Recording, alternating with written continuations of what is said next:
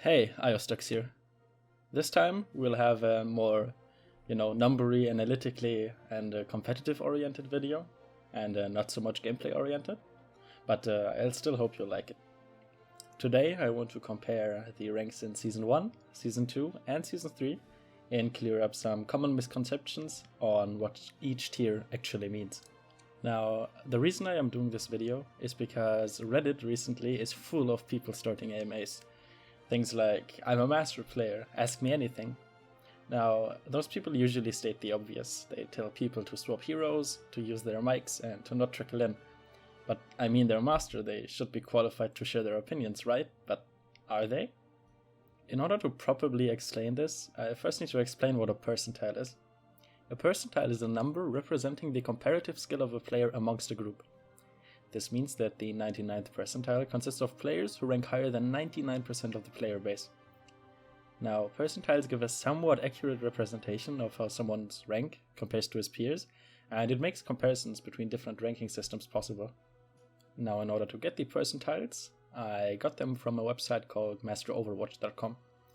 Master Overwatch fetches its data by players looking each other up, which means that lower ranked players are a lot less likely to show up in their database, which skews the results a little. However, this doesn't really affect the comparison. The percentiles are a little iffy, however they stay consistent between seasons. Here you can see Master Overwatch's skill distribution in each season. The first one is for Season 1, and so on. Now, as you can see, the green bars are where most players reside, and the red bars near the end are where the least players reside. Now, with Season 1, we used the static number system from 1 to 100, and you can see it's incredibly compact. Most people were pretty close to rank 50, and, ranks above rank 75, were incredibly scarce. Now, keep in mind that this is kind of at the start of the season, so this isn't that comparable to the rest, but this is the best I could find. Now, if we look at Season 2, things spread out a little bit. You can see those little spikes on the tier breaches. So the middle spike is Platinum, then the next spike is Diamond, and the one after that is Master.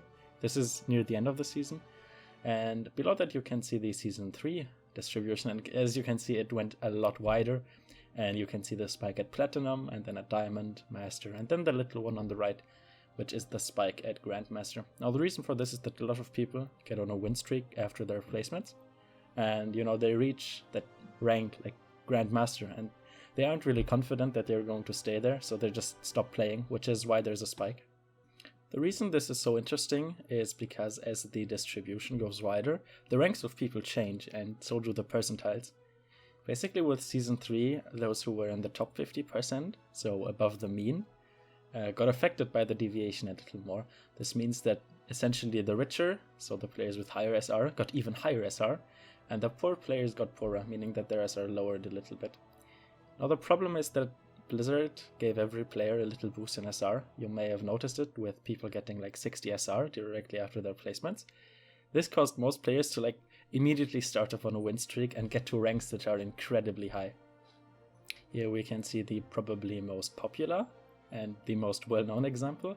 This is Evermore. He's a Korean player, and he was the number 1 ranked player in Season 2.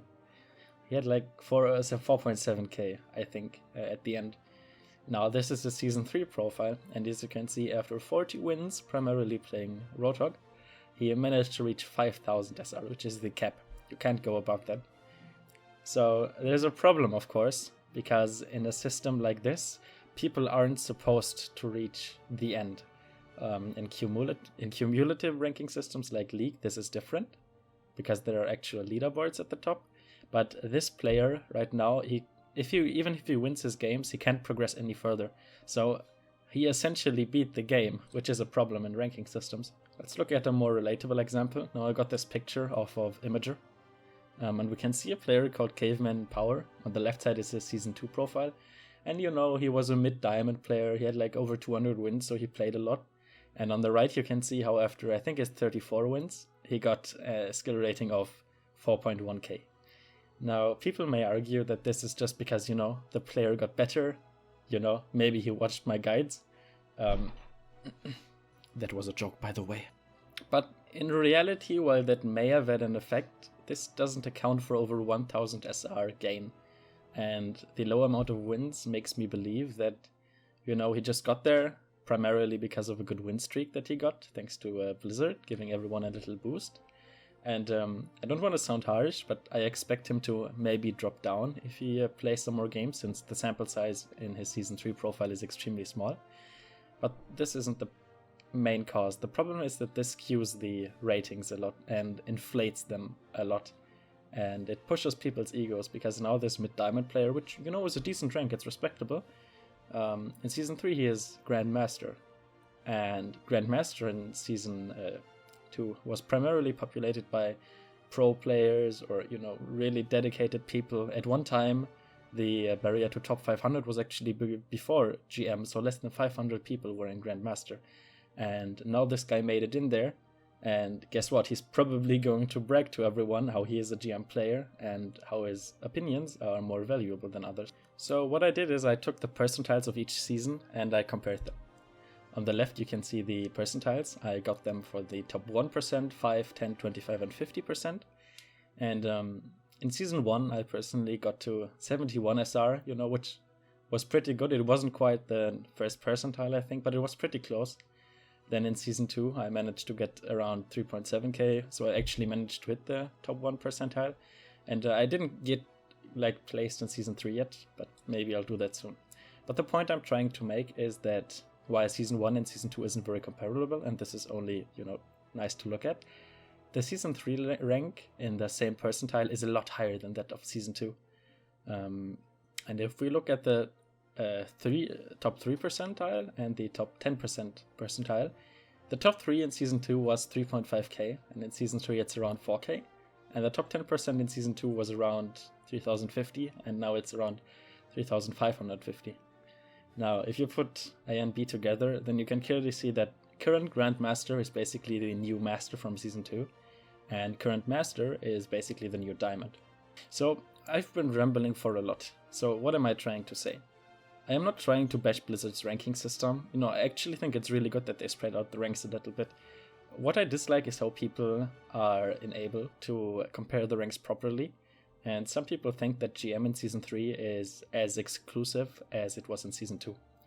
Now, people improve, of course. It's not unusual to have a higher rank in Season 3 than you had in Season 2. However, the new distribution made players go up significantly. They are still in the same percentile, but feel more qualified due to their tier rank. Now, reaching GM in Season 3 is nothing to scoff at, but GM in Season 2 is a lot more impressive. I wish I could have reached it, but I need to be honest, I simply wasn't good enough to compete at that level. Also, getting to GM is different from staying in GM. If someone just got into GM and he already does an AMA, then there's a difference between someone else who got into GM and he has stayed there for maybe 100 games. So, don't compare the ranks. Tiers have different meanings now. GM means something different in Season 3 than it does in Season 2, and you should treat them accordingly. My name is Iostux, and I'd like to thank you for learning.